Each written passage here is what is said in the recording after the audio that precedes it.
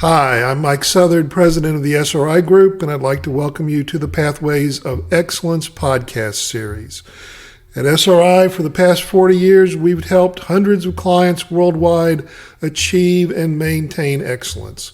Whether you measure excellence by a statistical measurement, by a cultural parameter, or any other award or measurement you'd like to use, SRI clients have achieved and maintained superior performance and culture for year after year after year.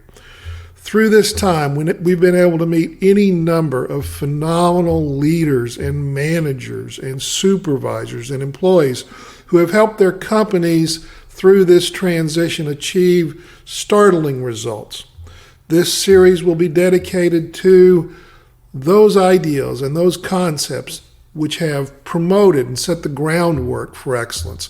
It'll be dedicated to those techniques which we've learned from these companies and they've learned from us, which will continue to promote excellence. And hopefully, along the way, you'll be able to adapt some of these items to your particular instance, see some insights from some of industry's greatest leaders, and perhaps start your own journey to excellence. Our first podcast topic will be discussing one of the greatest turnarounds we've ever seen in the history of SRI, maybe in all the history of industry. We've had a client who was losing a tremendous amount of money. They had injuries, environmental incidents, mechanical integrity failures, you name it, any number of problems they had. A new VP came in with a new approach and took some of the same people that had been working there for years and managed to effect systemic change on a very large scale. With us today to discuss these changes are Mike White and James Bond, JB as we call him. Mike is a senior executive in chemical and process industries, having worked for Exxon, Lyndell, Sunoco, and TPC. JB is a highly accomplished manufacturing specialist with over 20 years' experience in the steel industry. He's served in all capacities from the entry-level position through facility manager, production manager, fleet manager, performance improvement manager, all the way up through corporate safety positions. He has a diverse knowledge of operations management and manufacturing and construction projects. And when we first met JB, he was the production supervisor at the plant we'll be discussing today.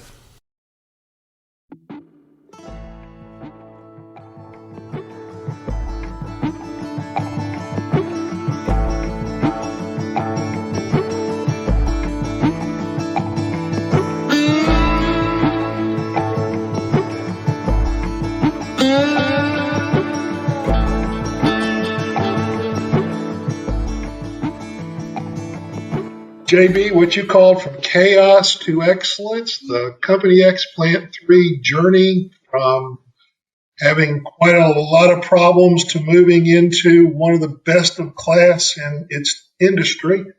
Can you give us a little bit of history about Plant 3, JB, before Mike got there and the transformation began? Yeah, I think it was probably the plant had been running for 3 to 4 years before Mike arrived, and there was, like you mentioned, total chaos. There was, we was losing money hand over fist. Equipment was failing. We had no procedures whatsoever, no policies written. We had people getting hurt. I think in the first 3 or 4 years, we had like maybe 22 recordable injuries. That wouldn't even count the non-recordables of other people getting injured. Environmentally, we wasn't performing well. It was just total chaos, early on, but prior to Mike arriving and bringing his leadership team in. So, Mike, what did you find when you got there to Company X and to Plant 3 specifically? Well, to kind of echo what JB said, I mean, even though it was only maybe a 3-year-old plant, it looked really old. It hadn't been maintained very well. The performance was pretty erratic. There just really wasn't an overall game plan. It was just kind of shoot from the hip, and everybody try their best without a lot of funding or support to get the job done. And frankly, a pretty demoralized employee group, that just didn't like failing, but weren't really sure and didn't have the resources on, within their own team to do any better. It's kind of like Groundhog Day all over again every day. And Groundhog Day wasn't a good day. Yeah, that's a good thing to mention, is the morale at that time. It was a new plant and everybody was excited to get it up and running, but through all the efforts and hard work of the employees, it just didn't get there. We didn't have the right, like Mike mentioned, support, the right leadership. It was just, it was really demoralizing for the employees to work so hard at something so new and not be able to make progress. Yeah, I remember the first time that we went there doing an assessment for you all, and I met with the plant manager, John, and he said, let me save you and your team a couple of days. We don't have any systems whatsoever. Well, we still got to do the assessment, John. He said, well, you're not going to find any systems. He was pretty straightforward about where they Plant 3 stood at that particular time. But it did have some strengths. I think there was and we can get into that a little bit later on. What were some of the corporate strengths and weaknesses in Company X at that particular time before the transformation really took place? Well, I think a couple of things. One is, it was a company that was growing pretty rapidly, and they did have other plants to leverage on. They actually had one plant that had been operating for many years that was a well operating plant, and they had another plant too, had been operating, maybe in the 5 to 10 year time frame, and it was fairly poorly performing. And so, from Plant 1 standpoint, they did have an operation to look at.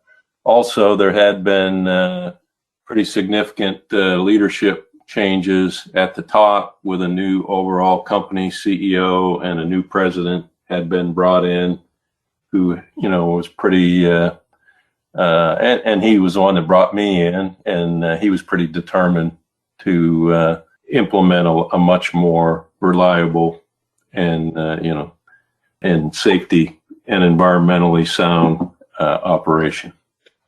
Yeah, you did have some commercial aspects that helped you too with your take or pay contracts. Can you tell a little bit about that? Yeah, that's true. The business was set up where the plant provided product to a single customer, and up to a maximum volume, the customer was obligated to take everything that the plant made. So, a lot of times when you do a transformation, even though that the plant is performing much better, it doesn't always quickly translate to the bottom line, because just because you can make more product doesn't mean you can sell it. But this was a pretty unique case where, every incremental pound of product that we could make was automatically sold. And so improvements flowed to the bottom line quickly. And similarly, all the plants in the fleet had similar technology, so we could bring people from across the enterprise to bear on making Plant 3 get better, and the whole company get better at the same time. Do you all think at the time Company X was a fairly lean organization, I think, to put it mildly, but can that be an advantage for one of these attempts to turn it around, as well as to some extent a disadvantage? Well, I think, and not only was it lean, it was growing pretty quickly. So a lot of the employees at the company were relatively new due to the growth, and they were pretty open-minded to making things better, whatever it took. Some of the folks that had been around for a lot longer were maybe a little less open-minded to doing things differently. But we had a pretty small chain of command, and pretty much if we decided we were going to do something, there weren't a lot of roadblocks to stopping us at the management level. Yeah, I think that always helped a lot. That the bureaucracy wasn't there at that point. It eventually got there, but there wasn't much there. It was pretty nice that once the turnaround began, I'd fell into that production manager's role, and I had a direct tie to Mike as a VP. I could talk to him anytime I needed to. And so if I needed something, I'd go to the plant manager, and he'd go to Mike, and Mike would go to the team, and we had it. Just if it was something we needed. And I think the thing to mention about early on, it wasn't the fact that the employees there and the people there on the ground didn't know what needed to be done to turn around. We just didn't have the support to do that. So it was run lean, but it was run way too lean. And once Mike got there and we started the improvement process of bringing people in to do assessments and looking at things, the first thing that they found was the fact that we was too lean. We needed more help. We needed more supervisors. We needed more employees. We needed more people in management. We needed engineering. There were just many things we need to turn that plant around that we just didn't have. And so we didn't have the capability to turn it around or to improve it. It was really tough. I guess the low point, or one of the low points, came when the stack fell. Any thoughts on that? Yeah, I think Mike was there that day. I know I was. I watched it fall. I wasn't there, JB, but I got there pretty quickly after. That was. Yeah. There was a corporate team there, I know, and I think it may be in the HES team or something was there. But we had, I'm standing there watching a stack fall, and I'm standing with a couple employees and noticed that some other employees had just got out of the building that it fell on. So, the mechanical integrity issues that we had early on, that's what really brought that to the forefront to say, hey, look, we got to change something, or somebody's going to get severely hurt, or the plant's just going to wreck itself. So that was quite an event when that happened. Absolutely. Back in the mid 80s, we did a lot of work for the Shell Oil Company. One of the things they tried to do was integrate structured safety environmental process with their vision of future state and all the work that they were doing around that throughout the company. And got to meet a lot of the organizational effectiveness guys throughout Shell. And one of the things that they taught me very early on in my career was that if you're going to transform an organization, you need to have a pretty clear vision of what future state is going to look like. When you started the change for Company X at Plant 3 or Company X in general, was there a fairly clear vision of where we were trying to get to? I think so. And just a little bit of background. I was really brought into Company X because there was a desire. At that time, Company X was part of a larger public company, and there was a desire to take the company IPO and do a spinoff, within a few years. And it was felt that the state of the operations and the state of the business wasn't reliable and steady enough to be able to do that. So I was kind of brought in to try to turn it into something that was IPO-able. And the vision that we set was a pretty simple one. It was the right task, the right way, every day. And easy to say, hard to achieve, and we set out to try to do that in a very systematic manner. And to comment on one thing you said, Mike, about trying to integrate structured safety and other things together. We toyed with the idea. We had a lot of things we wanted to do. We wanted to do a business transformation. We wanted to implement we called it structured safety and environmental process. And sometimes when you look at these things, you think that, let's go slow. Let's not overload people with too much stuff at once. We're going to, confuse everybody. And, we decided with the state of the business and the state of the operations that we didn't have time to do things in theory. And that if we kept it simple and we had and JB can probably comment on this in a minute, we had an employee group that I think was hungry for change and wanted to do things the right way. We just decided to implement everything at once and try to get through the transformation as quickly as possible. Yeah, I think that was probably the most important part was the fact that everybody wanted change. We didn't want the way it existed at that point.